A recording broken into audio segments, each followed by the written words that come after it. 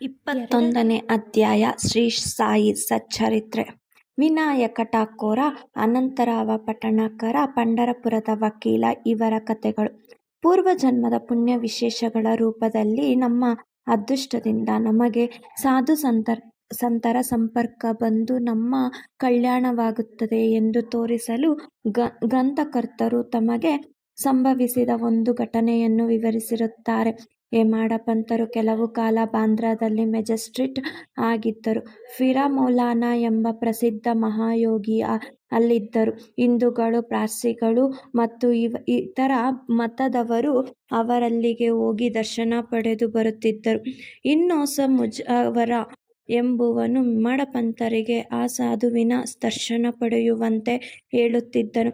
ಆದರೆ ಕಾರಣಾಂತರಗಳಿಂದ ಅದು ಸಾಧ್ಯವಾಗಲಿಲ್ಲ. ಕೆಲವು ಕಾಲದ ನಂತರ ಅವರು ಸಾರಥಿ ಬಂದು ಶಿರಡಿಯಲ್ಲಿ ಸಾಯಿ ದರ್ಬಾರದ ಪ್ರಮುಖ ವ್ಯಕ್ತಿಗಳಾದರು. ದುರದೃಷ್ಟಶಾಲಿಗಳಿಗೆ ಸಾಧು ಸಂತರ ಸಂಪರ್ಕ ಬರುವುದಿಲ್ಲ. ಅದೃಷ್ಟವಂತರಿಗೆ ಮಾತ್ರ ಅದು ಲಭಿಸುತ್ತದೆ. ಸಾಧುಗಳ ವಿದ್ಯಾಲಯ. ಈ ಪ್ರಪಂಚದಲ್ಲಿ ಬಹಳ ಪುರಾತನ ಕಾಲದಿಂದಲೂ ಸಾಧುಗಳ ವಿದ್ಯಾಲಯಗಳಿವೆ. ಅನೇಕ ಸಾಧುಗಳು ಅನೇಕ ಸ್ಥಳಗಳಲ್ಲಿ ಅವತರಿಸಿ ಪರಮಾತ್ಮನಿಂದ ನಿಯಮಿಸಲ್ಪಟ್ಟ ದೇಹವನ್ನು ಕಾರ್ಯಗತ ಮಾಡುತ್ತಾರೆ.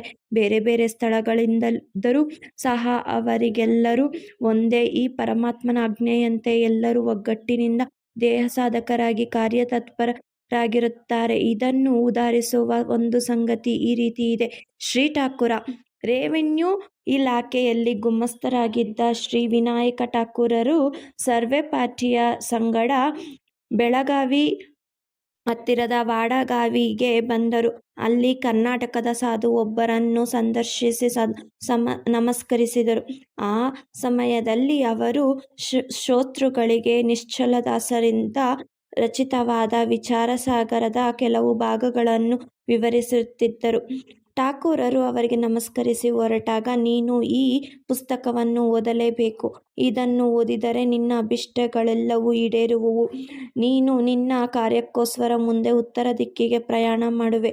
ನಿನ್ನ ಅದೃಷ್ಟ ಬಲದಿಂದ ನಿನಗೆ ಒಬ್ಬ ಮಹಾಸಾಧುವಿನ ದರ್ಶನವಾಗುತ್ತದೆ.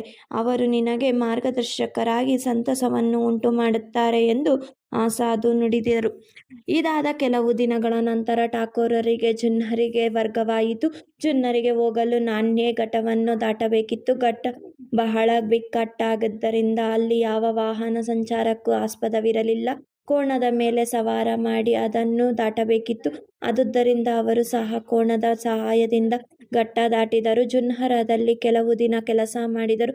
ನಂತರ ಕಲ್ಯಾಣಕ್ಕೆ ವರ್ಗವಾಯಿತು. ಅಲ್ಲಿ ನಾನಾ ಸಾಹೇಬರ ಸಂಪರ್ಕ ಅವರಿಗೆ ಬಂದಿತು. ಅವರಿಗೆ ಸಾಯಿಬಾಬಾರವರ ಬಗ್ಗೆ ತಿಳಿದು ಶಿರಡಿಗೆ ಹೋಗಿ ಅವರ ದರ್ಶನ ಪಡೆಯಬೇಕೆಂಬ ಆಕಾಂಕ್ಷೆ ಅವರಲ್ಲಿ ಮೂಡಿತು. ಮರುದಿನ ನಾನಾ ಅವರು ಶಿರಡಿಗೆ ಹೊರಡಬೇಕಿತ್ತು. ಠಾಕೂರರವರನ್ನು ಬರಲು ಆಹ್ವಾನಿಸಿದರು. ಆದರೆ ಠಾಕೂರರಿಗೆ ಠಾಣಾ ಸಿವಿಲ್ ನ್ಯಾಯಾಲಯದಲ್ಲಿ ಒಂದು ವಿಚಾರಣೆ ಇದ್ದುದರಿಂದ ಅವರು ಹೊರಡಲಿಲ್ಲ. ನಾನಾ ಒಬ್ಬರೇ ಶಿರಡಿಗೆ ಹೋದರು. ನಂತರ ಠಾಕೂರರು ಠಾಣಕ್ಕೆ ಹೋಗಿ ನೋಡಿದಾಗ ಮೊಕದ್ದಮೆ ಮುಂದೂಡಲ್ಪಟ್ಟಿದ್ದಿತು. ಆಗ ಅವರು ನಾನಾ ಅವರ ಸಂಗಡ ಹೋಗಿದ್ದುದಕ್ಕೆ ವ್ಯಥೆಪಟ್ಟುಕೊಂಡರು. ನಂತರ ಅವರು ಒಬ್ಬರೇ ಶಿರಡಿಗೆ ಹೊರಟರು. ಅವರು ಶಿರಡಿಗೆ ಬರುವ ಹೊತ್ತಿಗೆ ಚಂದೋರಕರ ಹಿಂತಿರುಗಿದರು. ಅಲ್ಲಿಂದ ಕೆಲವು ಸ್ನೇಹಿತರು ಠಾಕೂರರನ್ನು ಬಾಬಾ ಹತ್ತಿರ ಕರೆದುಕೊಂಡು ಹೋದರು. ಠಾಕೂರರು ಬಾಬಾ ಅವರಿಗೆ ನಮಸ್ಕಾರ ಮಾಡಿದರು. ಆಗ ಅವರ ಆನಂದಕ್ಕೆ ಪಾರವೇ ಇರಲಿಲ್ಲ. ಸ್ವಲ್ಪ ಹೊತ್ತಿನ ನಂತರ ಸರ್ವಜ್ಞ ಮೂರ್ತಿಯಾದ ಬಾಬಾ, ಇಲ್ಲಿಯ ದಾರಿ ಆ ಕಾನಾಡಿ ಅಪ್ಪ ಹೇಳಿದಷ್ಟು ಸುಗಮವಲ್ಲ. ನಾನೇ ಘಟ್ಟದಲ್ಲಿ ಕೋಣದ ಮೇಲೆ ಸವಾರಿ ಮಾಡಿದಷ್ಟು ಅದು ಸುಲಭವಲ್ಲ. ಆಧ್ಯಾತ್ಮಿಕ ಪಥದಲ್ಲಿ ನೀನು ಬಹಳ ಶ್ರಮಿಸಬೇಕು ಎಂದರು. ಇದನ್ನು ಕೇಳಿದ ಠಾಕೂರರು, ಕರ್ನಾಟಕದ ಸಾಧುವಿನ ಹೇಳಿಕೆ ನನಗೊಬ್ಬನಿಗೆ ಮಾತ್ರ ತಿಳಿದಿದೆ, ಇನ್ಯಾರಿಗೂ ತಿಳಿದಿಲ್ಲ. ಬಾಬಾ ಅವರಿಗೆ ಇದು ಹೇಗೆ ಗೊತ್ತಾಯಿತು ಎಂದು ಯೋಚಿಸಿ ಬಾಬಾರವರ ಸರ್ವಜ್ಞತೆಯನ್ನರಿತು ಆನಂದಭರಿತರಾದರು. ಕರ್ನಾಟಕದ ಸಾಧುವಿನ ಹೇಳಿಕೆ ನಿಜವಾಯಿತು.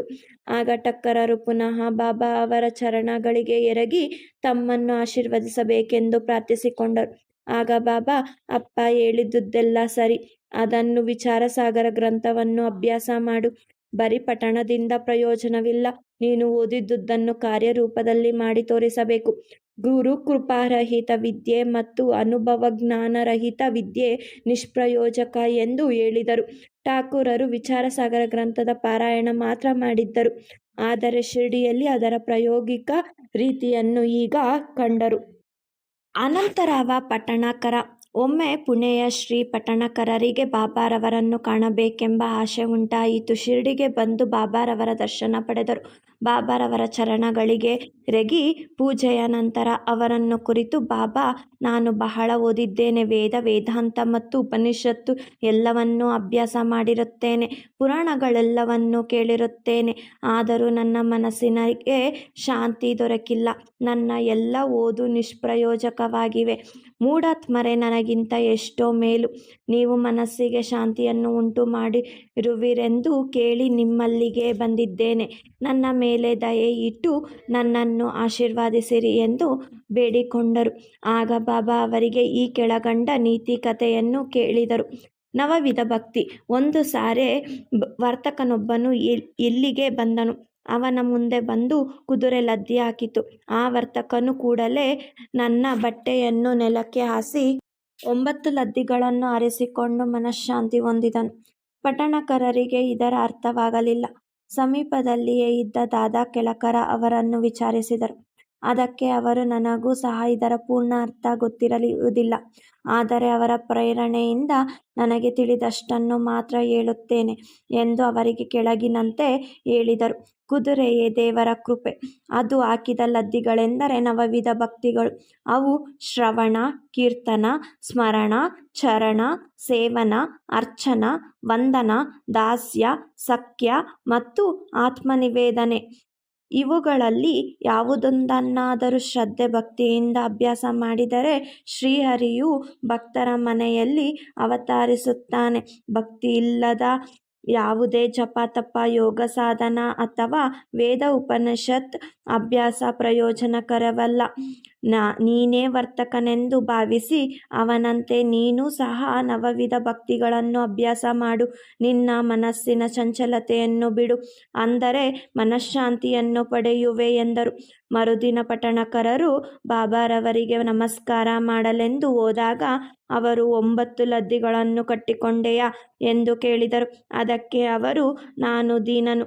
ನನ್ನ ಮೇಲೆ ನಿಮ್ಮ ಕೃಪೆ ಇದ್ದರೆ ಮಾತ್ರ ನಾನು ಅವುಗಳನ್ನು ಕಟ್ಟಿಕೊಳ್ಳಬಹುದು ಎಂದರು. ಆಗ ಬಾಬಾ ಸಂತೋಷದಿಂದ ಅವರನ್ನು ಆಶೀರ್ವದಿಸಿ, ನಿನಗೆ ಶಾಂತಿ ದೊರಕುತ್ತದೆ ಎಂದರು. ಪಂಢರಪುರದ ವಕೀಲ.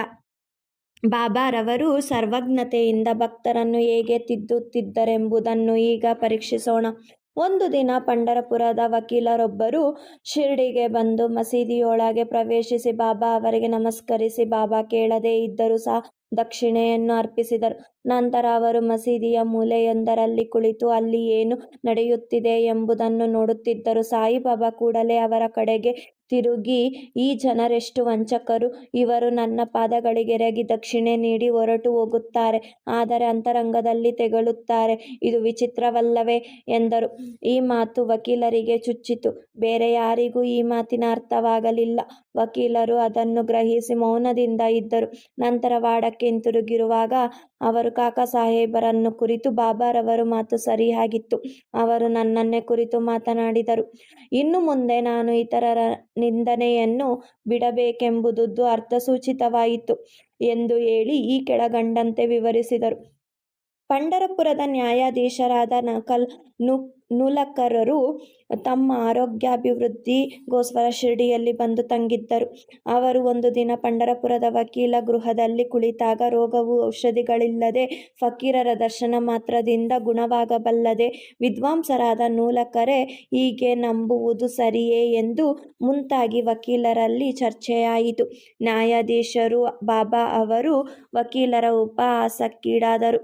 ಚರ್ಚೆಯಲ್ಲಿ ನಾನು ಪಾತ್ರವಹಿಸಿದ್ದೆ. ಈಗ ಬಾಬಾರವರಿಂದ ಪಾಠ ಕಲಿತಂತಾಯಿತು. ಬಾಬಾ ಅವರ ನುಡಿ ಬೈಗುಳವಾಗಿರದೆ ಅದು ನನಗೆ ಅನುಗ್ರಹವಾಗಿದೆ. ವಿನಾಕಾರಣ ಬೇರೆಯವರನ್ನು ಉಪಹಾಸ ಅಥವಾ ನಿಂದೆ ಮಾಡಕೂಡದೆಂದು ಬಾಬಾ ನನಗೆ ಬುದ್ಧಿ ಕಲಿಸಿದರು ಎಂದು ವಕೀಲರು ದೀಕ್ಷಿತರಿಗೆ ಹೇಳಿದರು. ಶಿರ್ಡಿಯು ಪಂಢರಪುರದಿಂದ ದೂರದಲ್ಲಿದೆ. ಆದರೂ ಬಾಬಾ ತಮ್ಮ ಸರ್ವಜ್ಞತ್ವದಿಂದ ಪಂಢರಪುರದ ವಕೀಲ ಗೃಹದಲ್ಲಿ ನಡೆದ ಸಂಭಾಷಣೆಯನ್ನು ತಿಳಿದಿದ್ದರು. ನದಿ, ಕಾಡು, ಬೆಟ್ಟ ಮೊದಲಾದವುಗಳು ಅವರ ದೃಷ್ಟಿಗೆ ಅಡ್ಡ ಬರುತ್ತಿರಲಿಲ್ಲ. ಅವರು ಎಲ್ಲರ ಇಂಗಿತವನ್ನು ತಿಳಿದವರಾಗಿದ್ದರು. ಭಕ್ತರನ್ನು ಎಲ್ಲಿಯೇ ಇರಲಿ, ಎಷ್ಟೇ ದೂರದಲ್ಲಿ ಇರಲಿ, ಸಾಯಿ ಅವರ ದೃಷ್ಟಿಯಿಂದ ದೂರವಿರುತ್ತಿರಲಿಲ್ಲ. ಈ ಘಟನೆಯಿಂದ ವಕೀಲರಿಗೆ ಜ್ಞಾನೋದಯವಾಯಿತು. ಸನ್ಮಾರ್ಗ ಪ್ರವರ್ತಕರಾಗಲು ಸಾಧ್ಯವಾಯಿತು. ಈ ಕಥೆಯು ವಕೀಲರಿಗೆ ಸಂಬಂಧಿಸಿದ್ದಾದರೂ ಎಲ್ಲರಿಗೂ ಅನ್ವಯಿಸುವ ಆಗಿದೆ. ಆದುದರಿಂದ ಎಲ್ಲರೂ ಇದನ್ನು ಗಮನಿಸಬೇಕು. ಸನ್ಮಾರ್ಗ ಪ್ರವರ್ತಕರಾಗಲು ಶ್ರಮಿಸಬೇಕು. ಶ್ರೀ ಸಾಯಿ ಪ್ರಣಾಮ. ಅಧ್ಯಾಯ 21 ಸಂಪೂರ್ಣವಾಯಿತು.